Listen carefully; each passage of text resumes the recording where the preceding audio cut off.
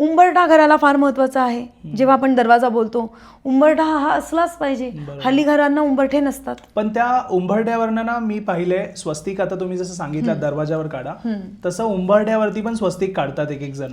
नाही, मला नाही वाटत की उंबरठ्यावर काढावं, कारण त्याच्यावर कधी कधी चुकून आपला पाय पडतो. बरोबर. ओके, कुठल्याही ऑस्पिशियस सिम्बलवर ते नाही. तुम्ही फुलं पानं काढा, डिझाईन काढा, मी स्वतः काढलेली माझ्या घरी. बरोबर. आपण जी लँग्वेज बोलतोय, युनिव्हर्सला ही लँग्वेज समजत नाही. पहिली गोष्ट, युनिव्हर्स ही फक्त सिम्बल्सची जी लँग्वेज आहे ना ती कळते त्यांना.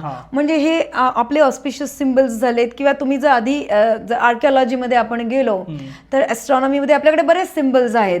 सो नंदी जी आहेत हे सिम्बलच आहेत, आपली गौमाता आहे हे सिम्बलच आहे, आपले देवता जे डेटीज आहेत ते सिम्बलमध्येच आहेत. फेंगशुईमध्ये आपण गेलो तर यिंग अँड यांग सिम्बल्समध्येच केलेले आहेत.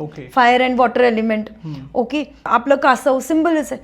तर युनिव्हर्सला ही सिम्बॉलिक लँग्वेज समजते, म्हणून हे सिम्बल्स यूज केले जातात. किंवा पिरॅमिड्स आहेत.